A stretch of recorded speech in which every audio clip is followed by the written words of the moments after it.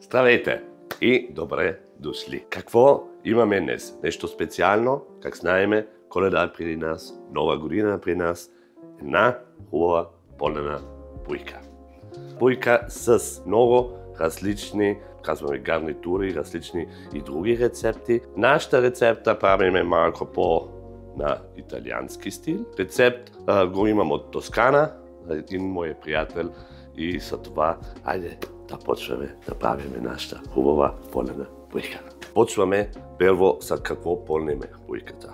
Пълниме с хляб, наденица, орех и тафиди. После сехтин, как винаги, имаме пипер, сол, зеленчукова бульон, боровинки, кафяв сахар, лимон, мащерка, масло и морков и салвия, брюкселено селе, панчета, картофи с пюре и прясен хрян. Какво знаеме буйка? Откъде е тази традиция?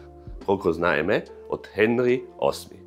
Той не само буйки обича и жени, как знаеме, но много харесва буйки, за това всички празници има полена буйка.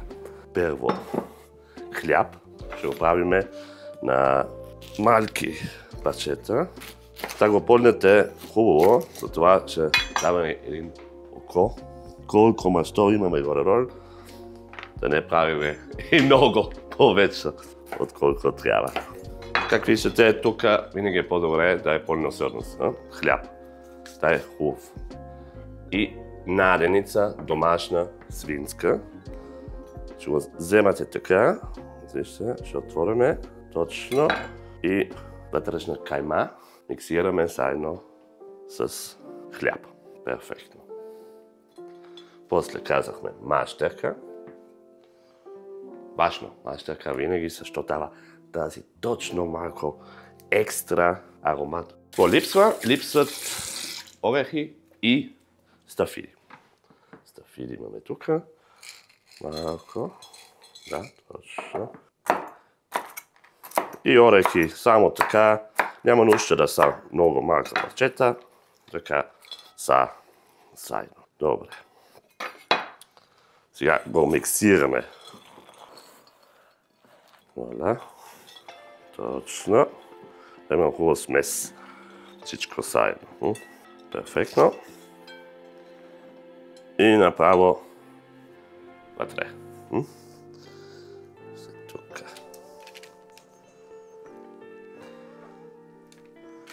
Не винаги да гледате, когато се часовник или нещо други неща, да не стават вътре. Защото не е хубава за буйка и не е хубава с нас после. Окей. И сега най-важното, защото само щастлива буйка е вкусна буйка, нали знаеме.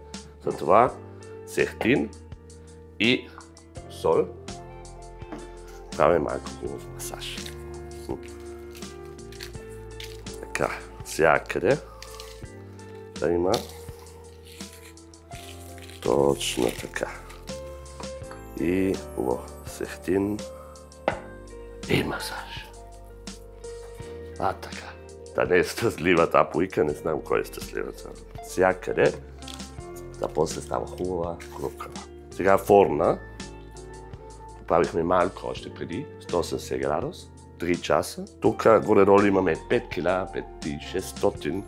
За това 3 часа много го виждаме. И две неща много важни. Първо, преди да го чистите много добре с студена вода, много е важно. И на време с сок го става от буйката.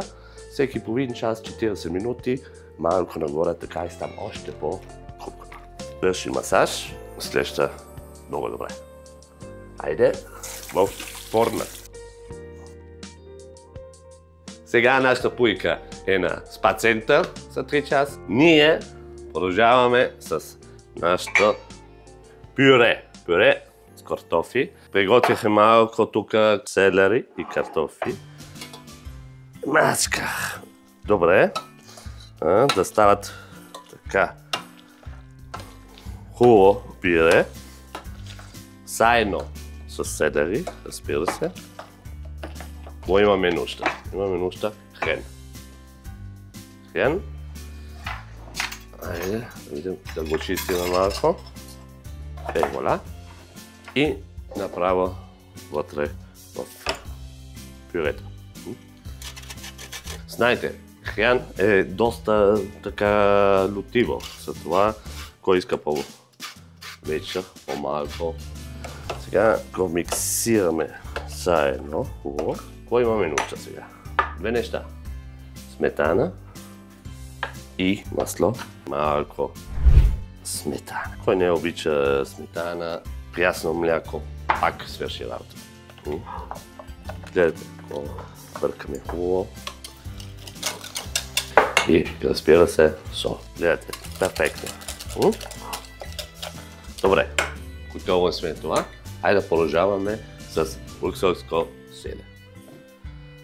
Брюкселско селе, както виждате, ще го правим на половина.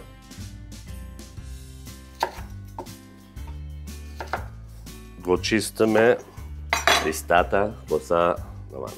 Да ползваме само вътрешно. Това правим сега с всички.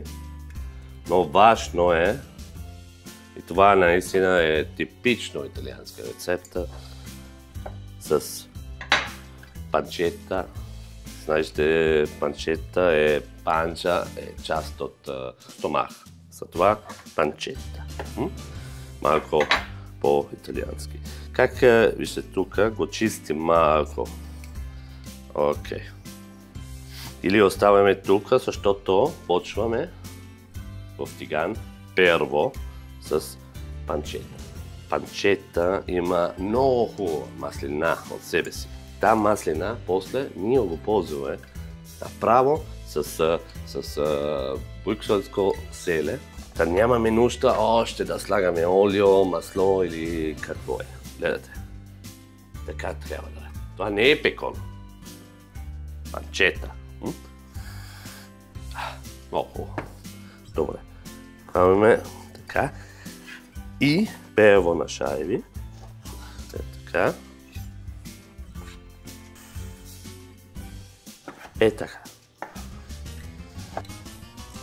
Копчета така по-малки. Още. Сега, как виждаме тук, има много хубава маслина. И та маслина сега ползваме без масло, без олио, тиган. Пускаме, да е хубаво топло. Сега панчета.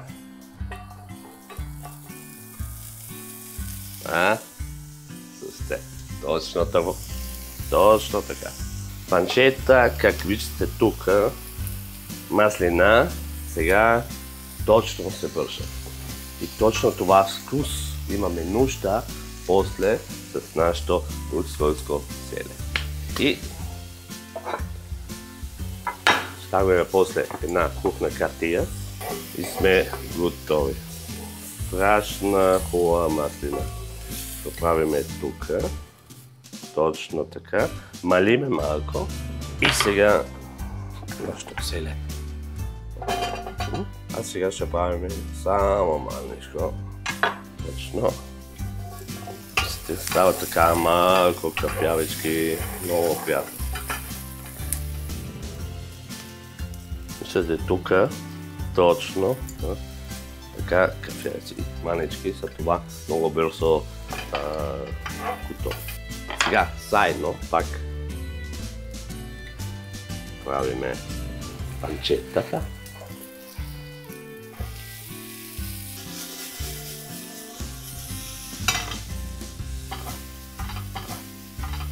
Готови сме и го сервираме. Перфектно.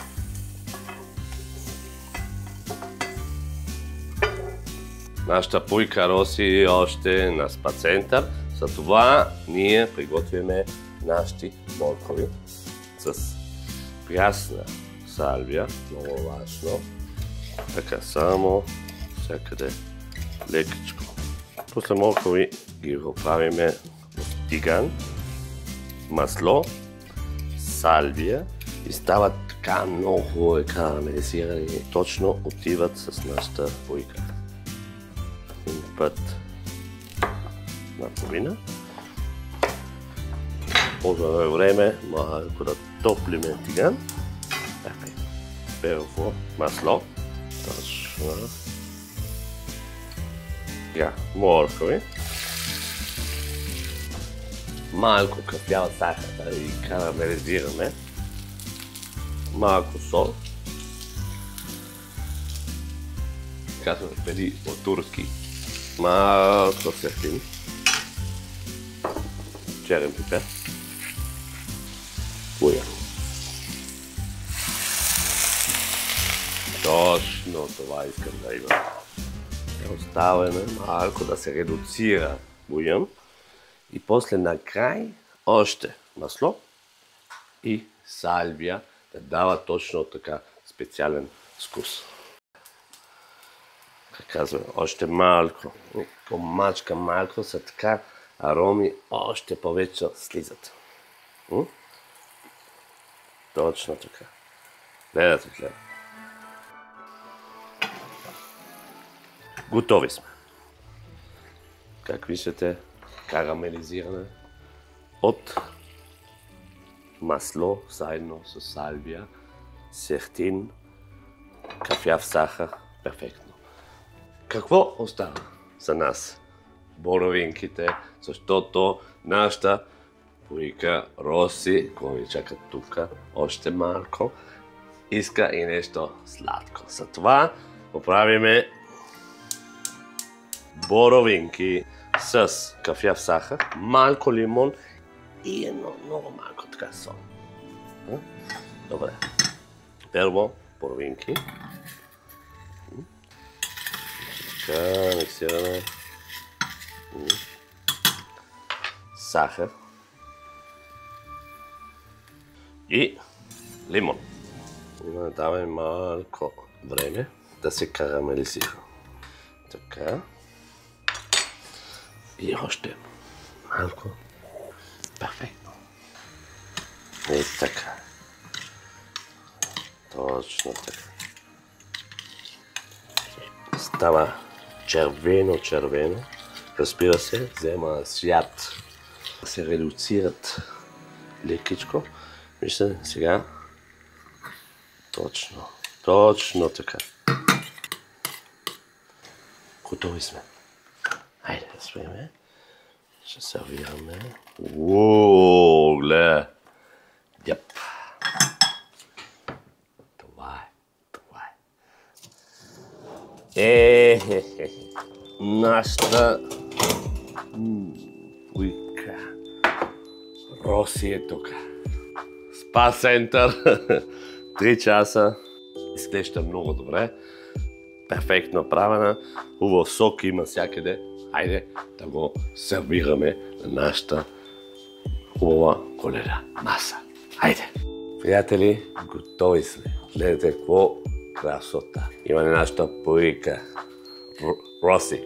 Как виждаме с перфектен ден. Имаме нашата брюксел селе с панчета. Имаме пюре с селери и хран. И моркови, салвия и масло. И много важно, как винаги, сладко от боровинки, карамелизирано. Перфектно. Чакаме само да дойдат гости и да почваме. Весели празници на всички!